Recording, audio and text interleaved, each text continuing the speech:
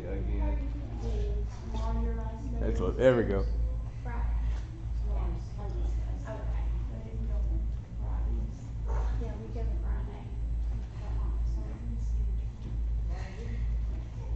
Welcome to the Little Rock Church of Christ. Glad you can be with us. And as Mike was just quoting as Timothy again, we have one of the preachers down for the Thursday night or the Wednesday night Bible study on 1 Corinthians. And so, not to tread on his water, I will stay with our study in Timothy. But tonight, it's going to be a little bit of a different turn as far as our study goes, because I got some things I want us to think about Steve that we talked about Sunday morning. 1 second.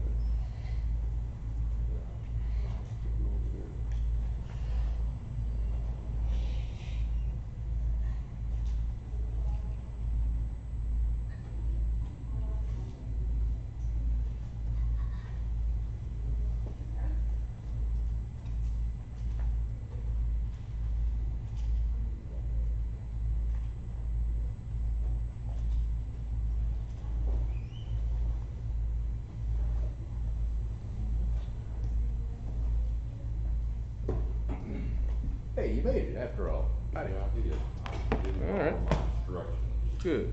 Didn't listen to the doctor after all. So, good evening. It's good to see the few and the brave and the proud that came out, and those that are gathering with us in their safe zone. Everybody be where they need to be. And let's see. Oops, start keynote. No. There we go. I believe we're ready. Church expenses. I'm not wanting to belabor this topic. I am wanting us to, though, maybe get ourselves collected a little bit on the topic. Like the topic of we have a funeral in the building, a memorial service. We're going to have another one in the memorial service. And I do remember the elders at Fairview making a decision many years, 20 years ago, not to have weddings or funerals in the building. And I've got my view on why I wouldn't do a wedding, but I've got 100 reasons. I got evidence on why I would do a funeral. And so, with that being said, everything gets back to controversy and money. It seems to be, and so I want us to look at church expenses, talk a little bit about that, and once again, let's go to this quote. It's a little bitty small pamphlet. David Edward Carrow. He is, like I said, one of the better historians that we have in the world. I mean, anywhere. He's not just there. But the quote, and kind of let it up here for you, because I want you to think about this. We've been reading this, talking a little bit earlier. You read through 1 Timothy. It's a lot about budget. And for the biggest part of what he is addressing, we don't do. We don't practice. I mean, the widows into the number, and there's a reason for that, but it's rare that you see or know of a situation like that. But let's get to the budget for a minute. It is property-less to property ownership. This is the basic change that takes place as a religious group, local church, makes the move toward more sophisticated religious experience. This is how we see it, is how he's saying it. And that much of the membership of the membership of the Church of Christ has made this change to economic comfort and stability is apparent to the casual observer.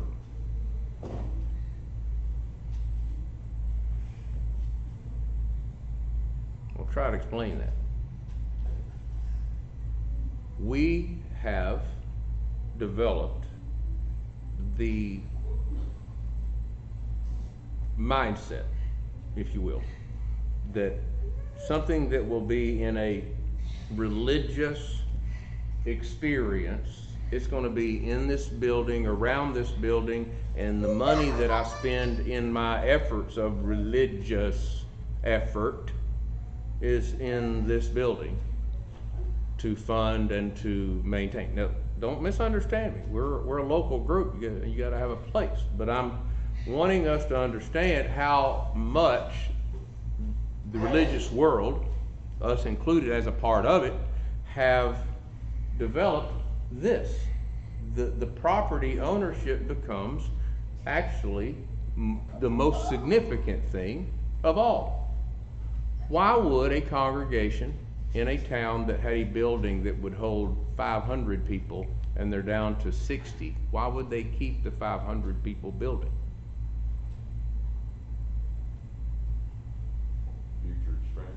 Future expansion? What's going to happen to that building in another few years? What's happening to buildings right now? That investment.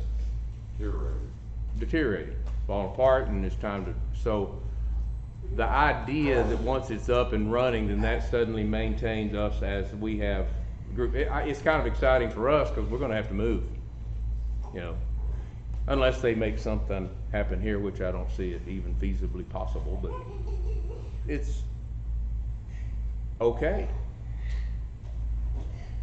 Makes some people uncomfortable, makes me uncomfortable because if wherever we move, I want to make sure we don't lose, and you want to move to gain, and that's usually what happens when you make a move. You usually have some growth in the process. But is it because of the church built? Yeah. Location. It is. I mean, so there's a certain aspect of the functionality of these things that work. Okay? They happen. You get more people to come when if you have a more accessible building. You got somebody over in the sticks and hidden out of the way, like we looked at the church over there in Maumelle that's been there a while, and it's just so hard to find. You take one and you get up by the highway, and all of a sudden you have, like we have here, a lot of walk-in visitors. So the reason I say all that is to say that, you know, we're looking at a large expense as members of the church here to make arrangements to invest in a facility or find another one to rent. That doesn't sound very stable though, and you know your church is really volatile then. That's how we think about it, right? Is that true? See, these are the things that we got to ask ourselves, because coming out of the 50s and the 60s, I mean that, you know, the 50s and the 60s, the growing time of the church, how they measured that was we were building big buildings and filling them up. And so that's kind of where this part of our discussion is coming from now. And so I brought this up last week. Yes, sir. So, you know, with those large congregations, why didn't they stay large? You know, I think we brought people in the 50s and 60s, even the 70s, and had the bigger buildings, and I think we did sometimes depended on our kids, or you know, perhaps not the proper training and bringing people in to the service. Why did they not stay large? We didn't replace them with new membership. Well, you know, some would say you didn't provide that.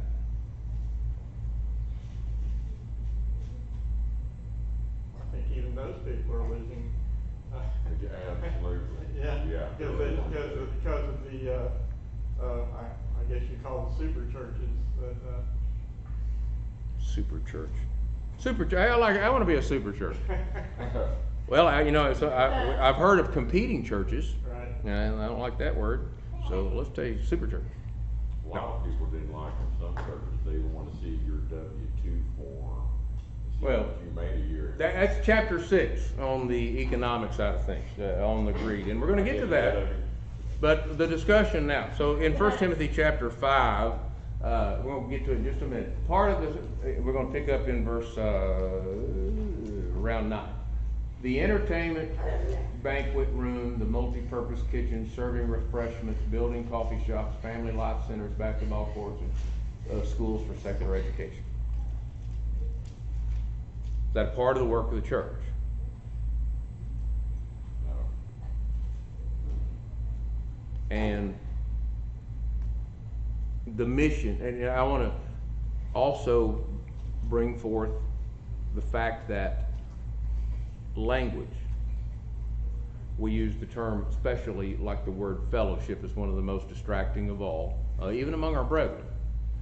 When they use the term fellowship, what do most people in the Christian communities mean when they say that we're going to have fellowship? Anybody? Recreation. Recreation? A meal.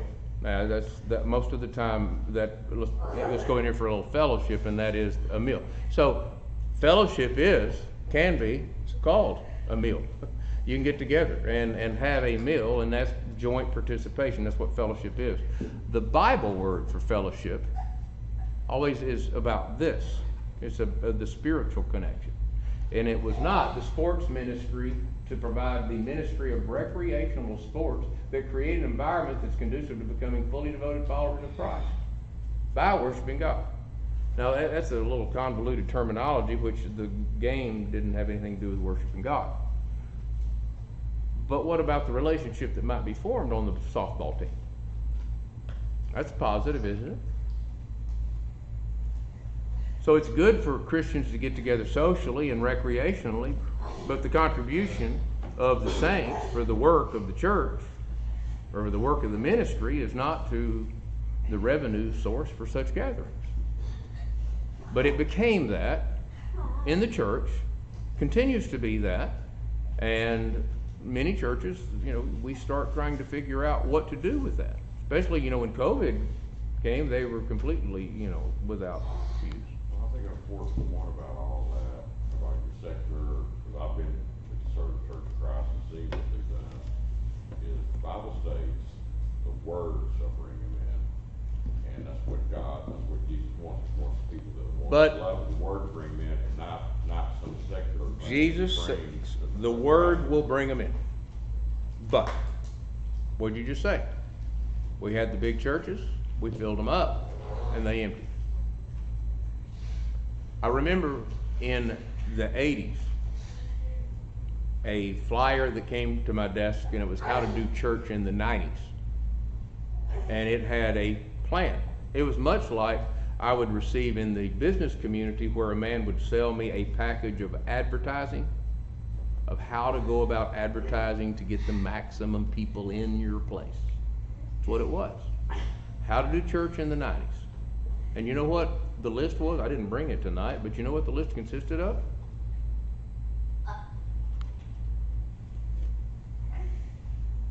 This. It had secular activities, and it had them so organized, but the big church up there where Rick Warren has been, they got motorcycle clubs.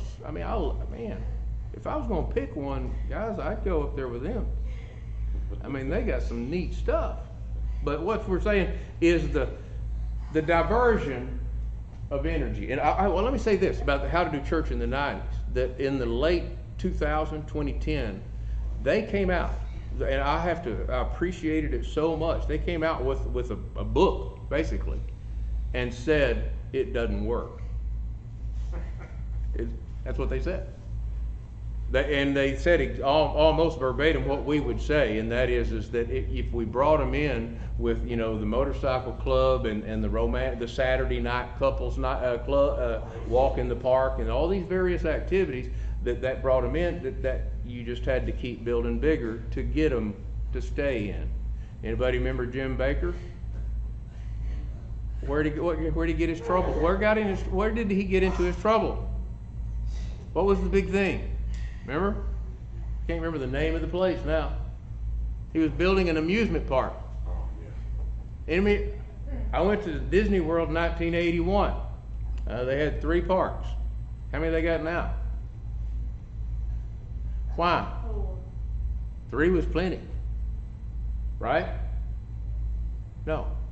if you bring them in with that attraction, then you have to make it sound better. That's where, when you used to hear in the advertising world, you might hear 20% off, 30% off, and then all of a sudden it's 50% off, it's 70% off, it's 90% off. They just want you to hear what you want to hear. However, it has to be couched to get you to come in. And then we'll sneak a little Jesus in on you. That's exactly right. And I actually have heard that term utilized before. We'll get them in, and then we'll sneak a little Jesus in on them.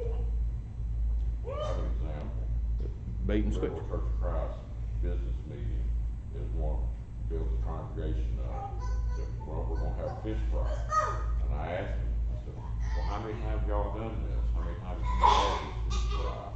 They said, well, this will be the third time. I said, well, how many people have you brought in? They said, well, they brought them in for that period. I said, well, are you gonna tell them when you invite them to this fish fry that there's gonna be some Bible and there's gonna be some, religion in it? They said, no, we're not gonna tell them that. I said, well, you're deceiving them then.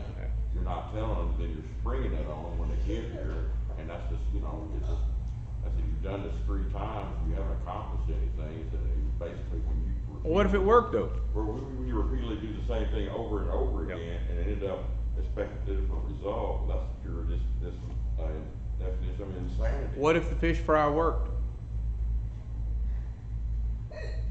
What if the fish fry did work? Jesus said, don't look for the fleshly food, but the spiritual food.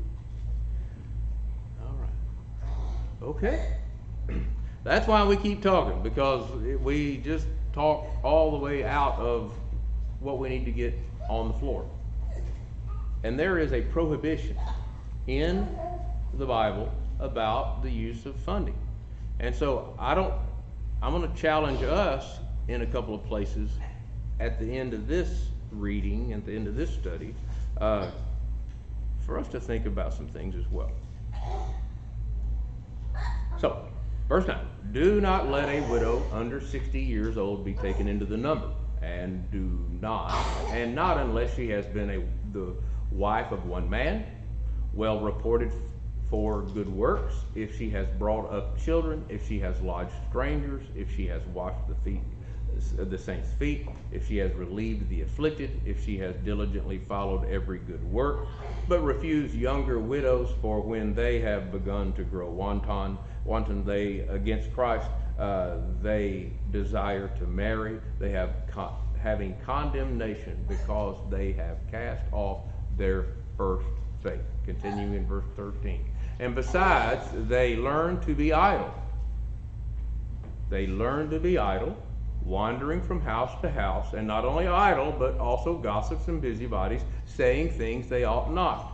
Now, he's reaching through a conclusion if this was not followed, the principle of not providing for young widows.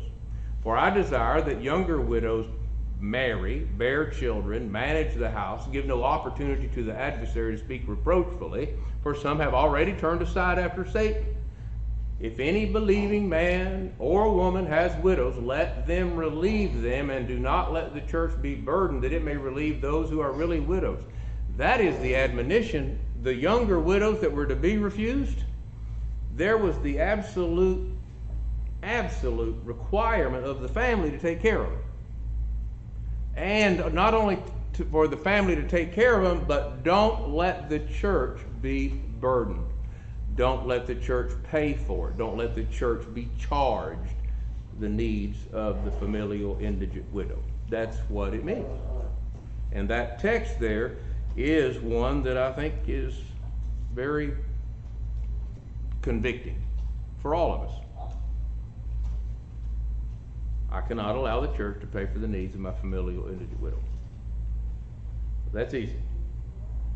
And we understand other things come up in business meetings. And at some point in time, in some business meetings, in some congregations, there's been the discussion and then the acceptance of let's sponsor a softball team. Wrong or right? build, maintain a place to play softball. Build a coffee shop or cafe. But what if the kids get out on the parking lot and throw the football around after services?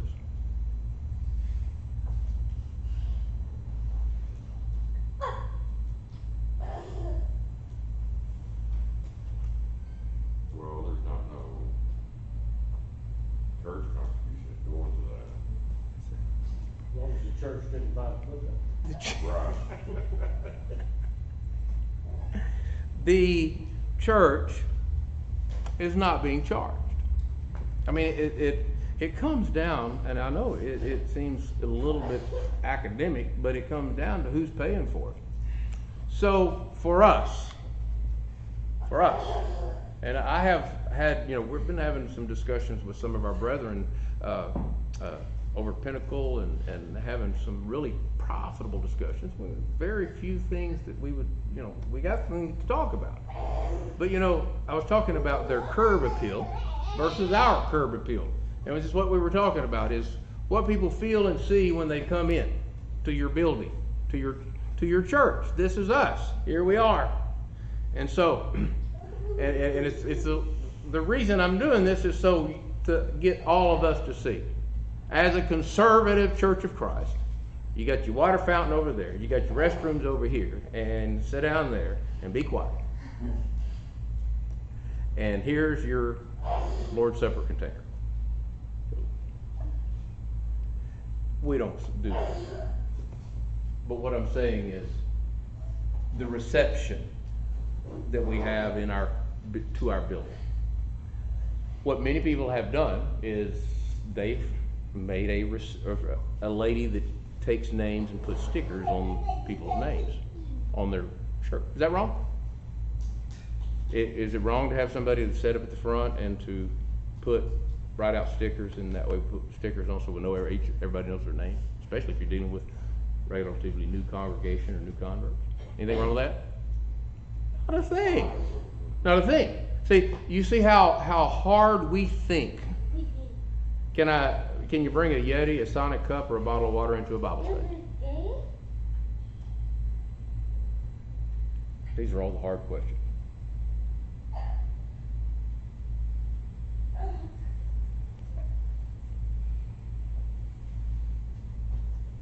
I ain't answering that. I don't see that problem. You see how we have to work at how we're thinking, and it's not to redirect our thinking. We have the prohibition already stamped in our mind. We are responsible to take care of our own, and we are not to charge the church flippantly for anything. But here's the one thing that we have to be careful of, and that is to be careful not to lose sight of the importance of our minutes together while we are here. Now, we haven't constructed some environment that would make people stay here, like, hey, come on over and we're going to have breakfast or lunch or after supper or whatever. We don't have anything like that. But do we, as a people, understand how important it is the few minutes that we have when somebody is with us, and how critical it could be if we would use that opportunity to get to know that person better? Now, you got a 5-minute window here, but as importantly, as we guard the treasury against unauthorized access, and I think that we are very good. We've made some very clear, definitive things that we would never, that we just would not let the church pay for. We would do that ourselves.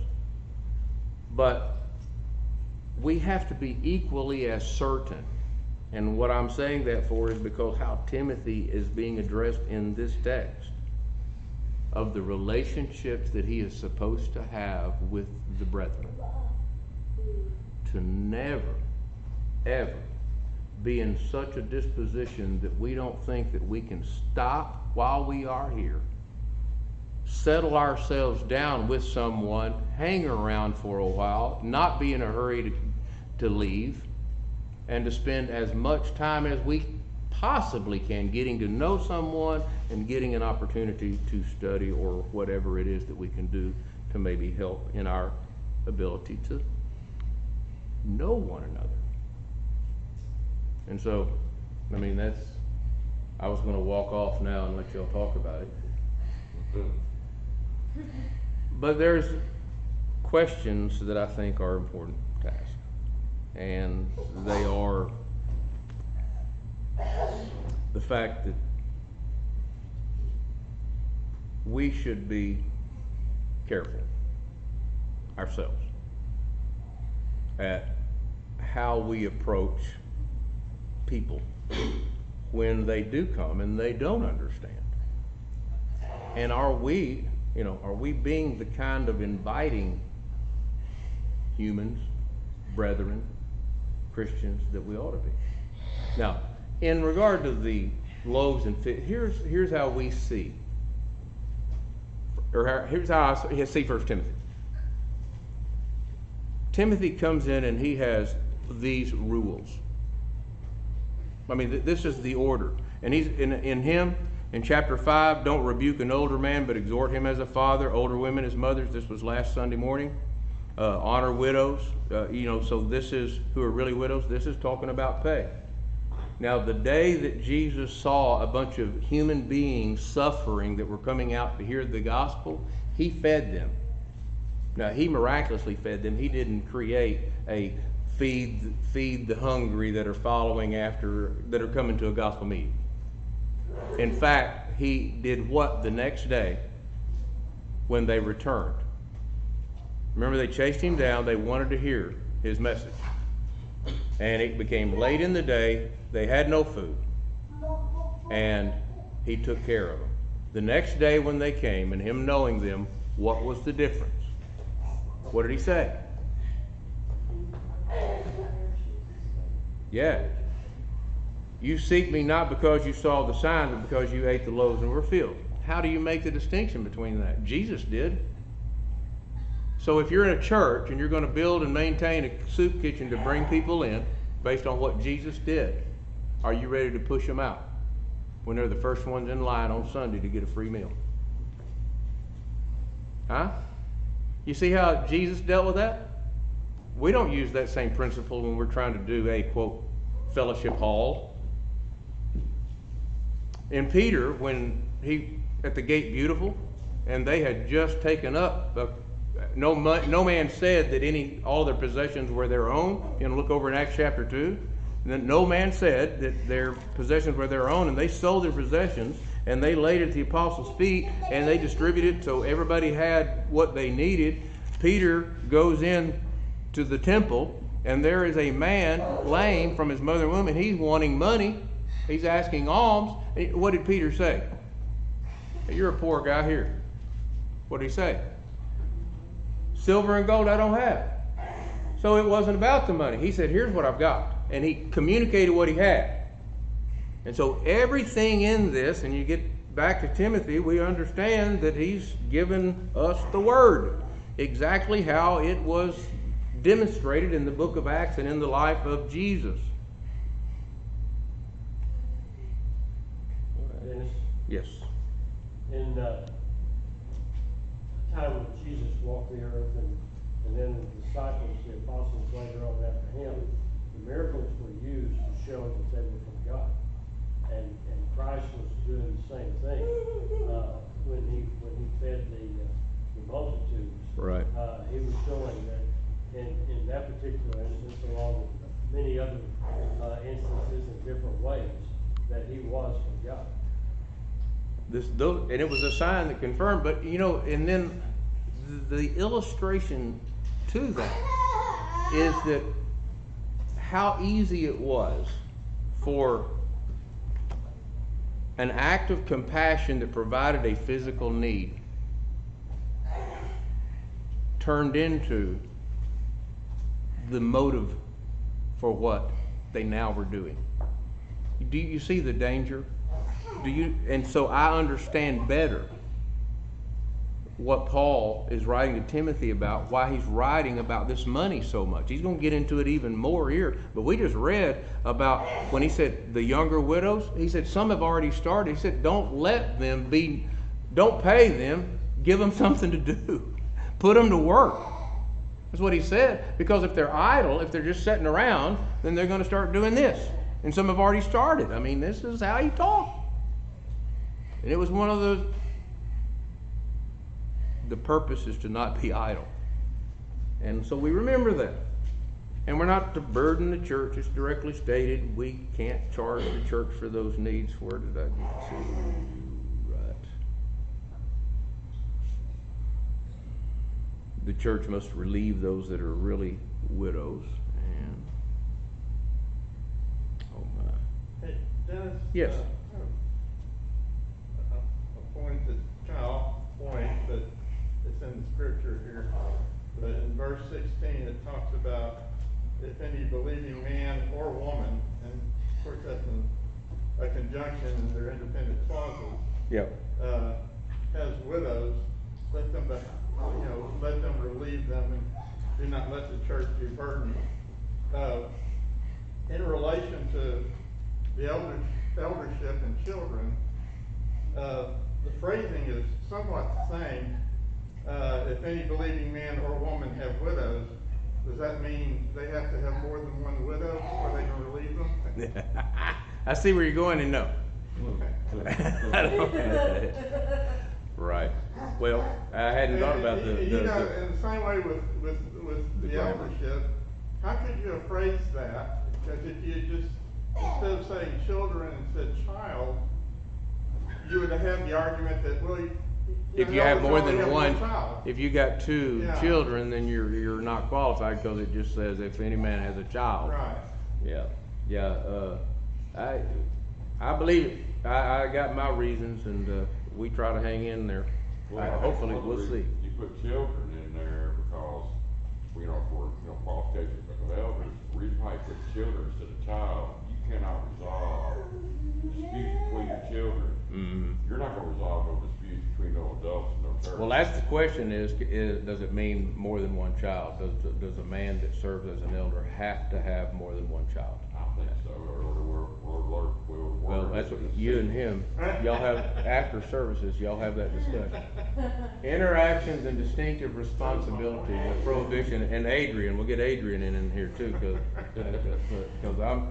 that's how it reads. And yes, Adrian, you're right. Prohibition, those who are really widows.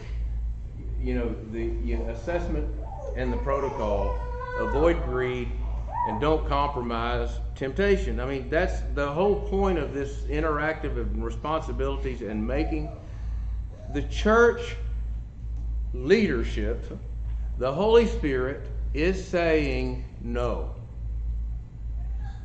to the funding of certain things. However, and the reason for is the adversary. And I think it's also important to note right here is into the number. Everybody know what that means? Into the number? Taking on. I'd be in, yeah, I would be one that's in the number. In other words, the congregation supports me from, I depend in the number. Now, there's also another aspect of this that we really don't address here, and that is where there are special needs. In Acts, there's some occasion where there's special needs that were met, and that was where the contribution went to another church. I mean, we're not covering everything that we do with the church's money. He's covering local church activity and oversight. And into that number, you could not take everybody. You can't. There might be, and I've been in churches where an individual fell on hard times or had a special need. Church met at that time. I don't think that was anything contrary to what the Bible said. But they were not taken into the number. Okay. All right. So let's do the last few verses here of the honor the elders and read through that quickly or not quickly, but just to run through that. We've got about 10 minutes left. Let the elders who rule well be counted worthy of double honor, especially those who labor in word and doctrine. For the scripture says, you shall not muzzle an ox while it treads out the grain, and the laborer is worthy of his wages. So, I'm gonna stop right there for a minute. Because let's talk about people taken into the number. With that much of reading through verse 18, 17 and 18. What do you find collectively that the church pays for to humans, to other people? A local church in the number.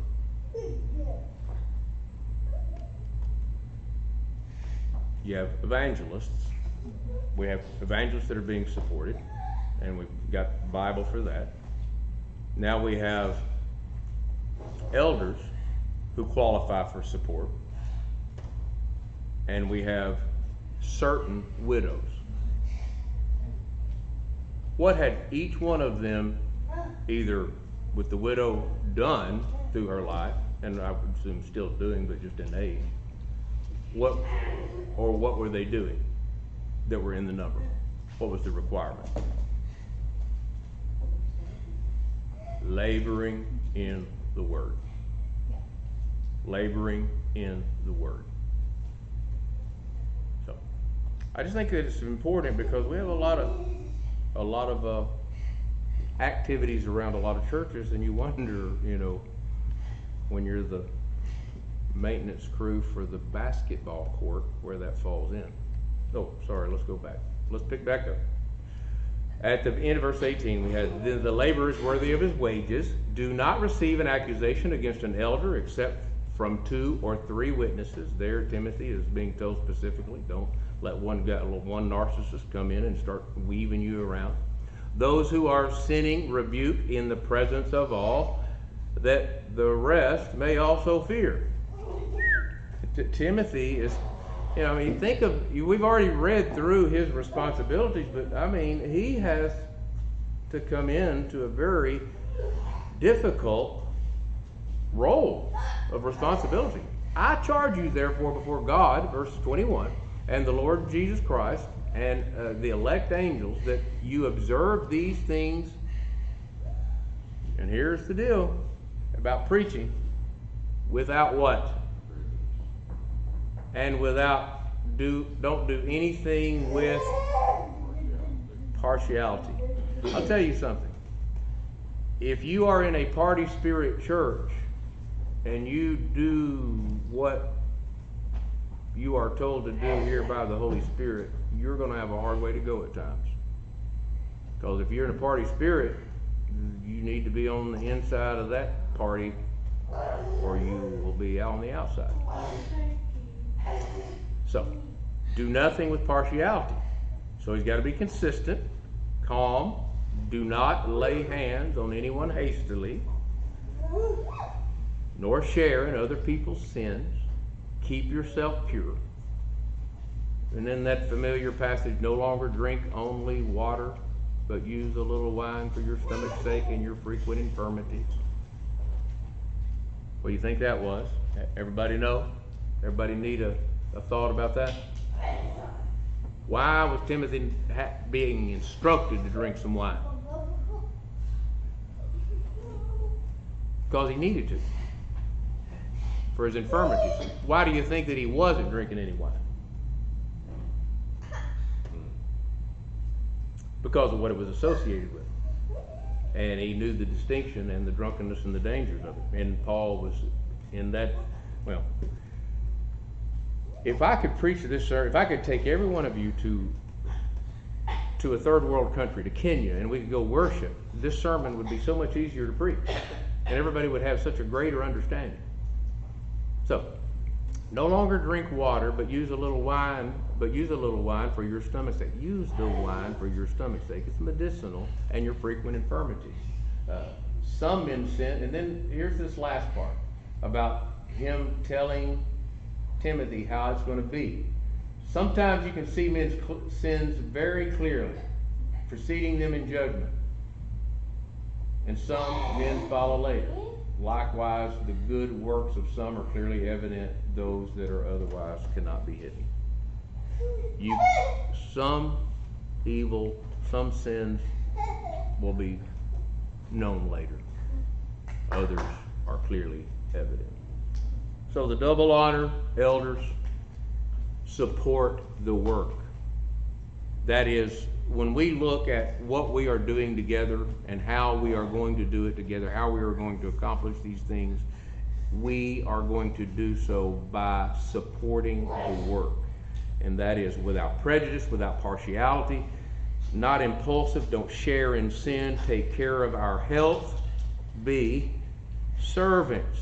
And when he says those who are sinning, rebuking the presence of all, that the rest may fear, is an amazing thing that could have and probably did happen in Ephesus. I'm not sure what all happened in that unique city, but we do know that when the Revelation was written, they were hanging on to the truth, but they had lost their love. So it might have been a little battle weary. And then, of course, what we just read there about men's sins, there's some that you can see, some it'll be later. You won't know until it's late. But the good works, they're going to be seen. You can't hide them. And they're going to keep going no matter what happens and where somebody falls through. The church is not rooted in social organization. Social reforms. When we talk about what the church is going to do in our community, the social reforms that come by faith are when individuals such as us altering our manner of living and thinking and living according to God's will. Individual, community, recreational needs are not the part of the contribution. We don't reach out to the treasurer, and what you've paid into this work is to do the work of the church. It's not to pay for the recreational needs or the community of the individuals that want to play. That's not what we're here for. And that funding is always under the heading of the command, example, and implication. So 1 Timothy 6 and verse 5, we see this about money. Some of corrupt minds and destitute of the truth suppose that godliness is a means of gain.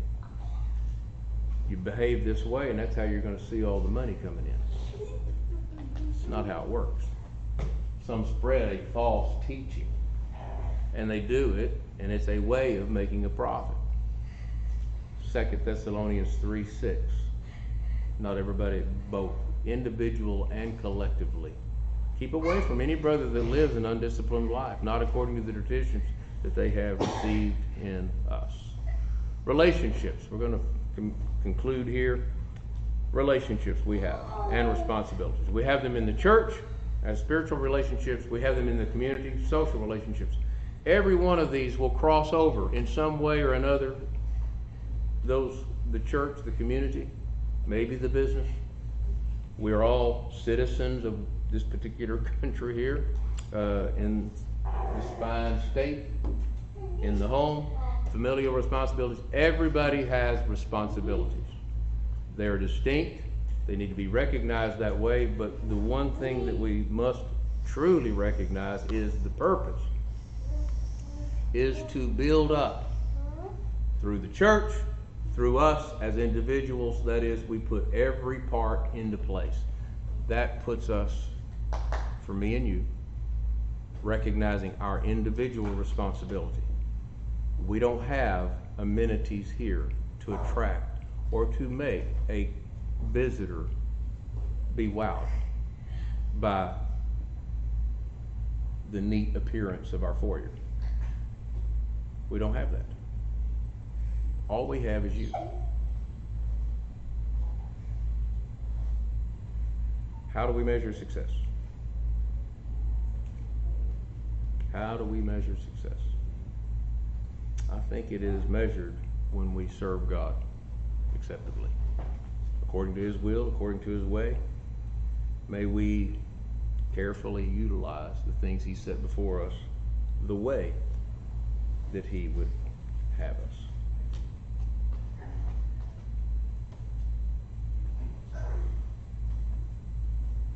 We're going to put it down there. I will see you Sunday morning, and we will we'll start with chapter 6 and have another little session that's got the topic of the love of money in it. It's I've been a little taken back by, I didn't realize how much that Timothy had to deal with financial issues, and he's going to Ephesus, which was a very prosperous area, and it sounds like he's heading to America to preach. And here we are, and we need to respond. Thank you so much. We'll see you guys Sunday morning, those that are on the internet. And then, Denny, got a couple of songs for us.